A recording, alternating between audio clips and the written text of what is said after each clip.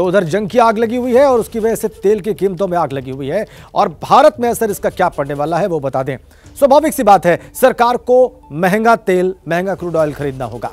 $1 पर बैरल बढ़ने पर 800 से 1000 करोड़ रुपयों का असर पड़ेगा। इतना हमको ज्यादा पे करना पड़ेगा और अर्थव्यवस्था पर कुल मिलाकर इसका प्रभाव नेगेटिव पड़ेगा, नकारात्मक पड़ेगा। बिल्कुल स्वाभाविक है, क्रूड ऑयल की कीमत बढ़ेगी, भारत को महंगा तेल खरीदना पड़ेगा जैसा कि हम बता रहे हैं, तो इसका अर्थव्यवस्था पर प्रभाव नकारात्मक पड़ेगा। अब आपको बताते हैं कि भारत में कहां से तेल का आयात होता है, इंपोर्ट कहां से करता है भारत, वो भी आपको बता देते हैं।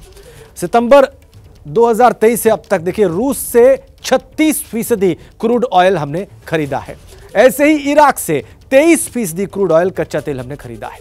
सऊदी अरब से 13%, जो हमारा टोटल इंपोर्ट है उसका 13% सऊदी अरब से हमने किया है। और अमेरिका से 5% क्रूड ऑयल हमने अपने टोटल इंपोर्ट का लिया है। अन्य देशों से 23% आयात किया है हमने तेल। इस तरीके से भारत ने तेल आयात किया है इन देशों से और अब तेल की कीमतों में आग लग रही है। जाहिर सी बात है, अर्थव्यवस्था पर इसका कुल प्रभाव नकारात्मक है। वापस रोमाना के पास चलते हैं।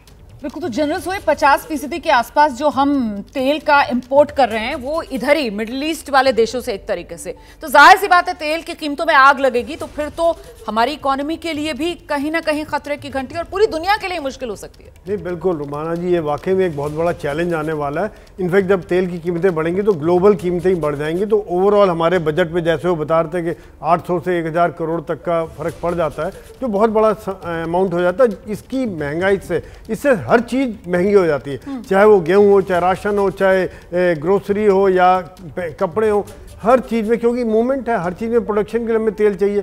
और दूसरी बात ये कि इसका जो ग्लोबल इंपैक्ट है वो भी काफी भयंकर होगा, क्योंकि भारत ही नहीं, आप देखिए कि यूरोप और बाकी देशों पर भी इसका काफी फर्क पड़ेगा।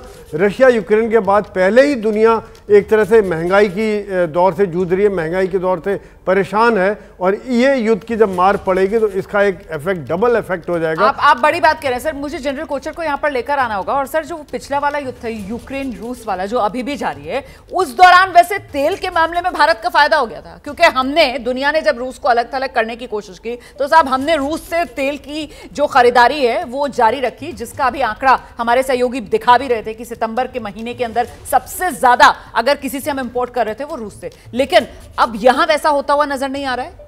नहीं, इसलिए नज़र नहीं आ रहा है बिकॉज देखिए, तेल की कीमत आपकी क्यों बढ़ती है, एक तो आपके शिपिंग कॉस्ट बढ़ जाएंगे और दूसरा जब भी वॉर होती है इंश्योरेंस प्रीमियम होता है वो बहुत ज़्यादा एक्चुअली बढ़ जाता है, बिकॉज ये आपका मेडिटेरेनियन सी का एरिया है, यहाँ पे वर्ल्ड का 40 to 50% ट्रेड पास करता है। तो आप देखेंगे अगर तेल की प्राइस बढ़ेगी तो इन्फ्लेशन बढ़ेगा। एक पेट्रोलियम मिनिस्टर की स्टेटमेंट है कि हम $95 पर बैरल तक हम झेल पाएंगे। अगर इसके आगे प्राइस बढ़ती है इसका डायरेक्ट इफेक्ट हमारे इसको बजटिंग में पड़ेगा, हमारी इकोनॉमी में पड़ेगा। और जैसे आपके एनालिस्ट ने अभी समझाया भी है कि इसको बजटिंग में इसका कितना एक्चुअली फ़र्क आएगा।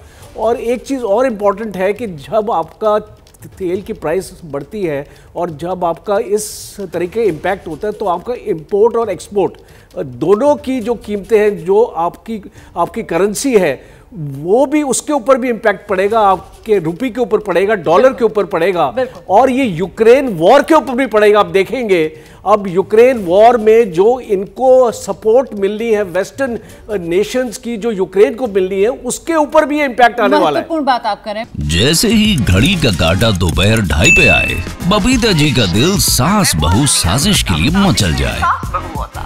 और ये है इनकी बहू, पूरे दिन ऑफिस की टेंशन हो जाए गॉन जब ये करें अपना फेवरेट शो फ्री टाइम पे ऑन। इनकी तरह आप भी देखें अपना फेवरेट शो अपने टाइम पर और डाउनलोड कीजिए एबीपी लाइव ऐप अपने स्मार्ट टीवी पर।